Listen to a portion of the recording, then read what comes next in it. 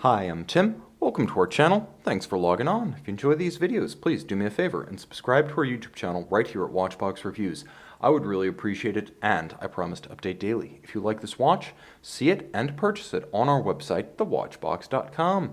Today, we are discussing a U-boat for your wrist. Well, in a manner of speaking, this is the Sinn U1 SE, 44 millimeters in U-boat style, essentially the 350 Vickers steel used to construct German U-boats in the modern era.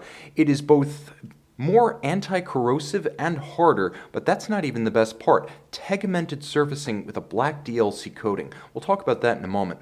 44 millimeters is the size. This U1 SE, all in black with a sort of ecru or beige coloration about its dial and bezel, was released in 2016, the successor to the 2005 Sinn U1 dive watch. 1,000 meters water resistant, 44 millimeters across the round of the case from 9 to 3.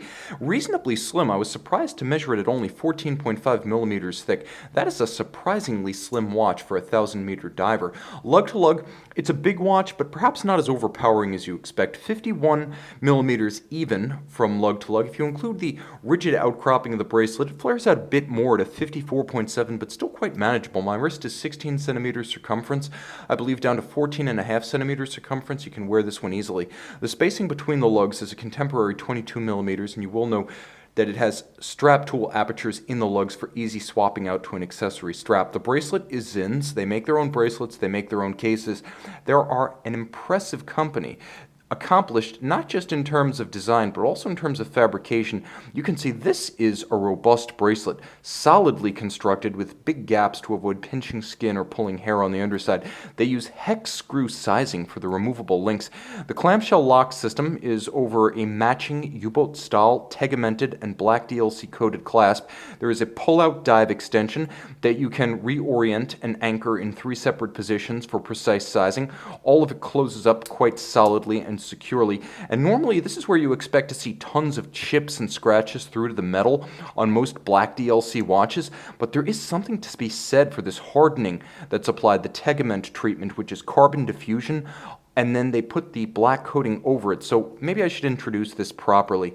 When the U1 first came out, it featured U-boat style, very hard and highly anti-corrosive. Sinn likes to say not only is it harder and heavier than regular steel, but you never need to rinse it after the fact, after exposure to seawater. Well, then they added Tegiment, which is a carbon diffusion process that dramatically hardens the steel to about 1200 Vickers, approaching the hardness of ceramic. They then put their black coating on top, and they only put their black coating on top of a tegimented steel or titanium base, because the theory is that, like an eggshell, which has a very hard surface, you have a case of fundamentally soft steel, at least relative to a DLC coating. So although the DLC might be highly scratch resistant, as soon as you have an impact on the case side, the force is transferred to the steel underneath, and that dents, causing the outer layer, which is very hard, to crack. So you need a hard lower layer to have a scratch and dent resistant black coating to have it hold up over time.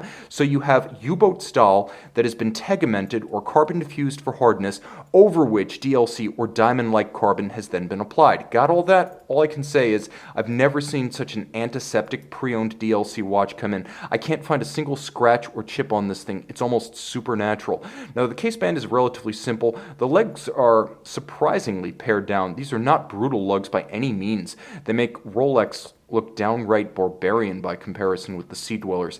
Now, the bezel is a dream, both in terms of its quality, it too has been tegimented and coated, and in terms of its sound and its feel.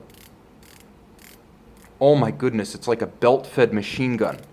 So crisp and so loud and so mechanical. It's like a Snap-on Tools wrench, the best, as good as you can imagine. If you can imagine the best of the best, like a Doxa sub or a Panerai Luminor submersible, putting Blancpain 50 Fathoms or Rolex Sea Dweller to shame. The Ratchet is fantastic, and you can line up the bezel with the minute hand, and now you've got an impromptu 0 to 60 minute timer. Plus, it's a captive bezel, so you can see how there are screws in the flank. Sinn does this so that the screws physically attach the bezel to the case. So if you knock this against a rock or a rail or a doorknob or a door frame, you can't accidentally pop the bezel off as you can with a Rolex or an omega. It's a very tough system. The crystal is completely flat to help it avoid scratches and blows, and it does have a double-sided AR coated, so it's highly anti-reflective. The dial base is matte, and the contrast between the gray and the ecru or beige coloration is high, so legibility is fantastic. And you will note a wonderfully 70s evocative block and needle hand form with the roots of the hands darkened to make for easier legibility. The watch will have a lume shot. It will be sensational. Hacking seconds and quick set date. The timepiece is 1,000 meters water resistant, and each one is in fact tested to that standard.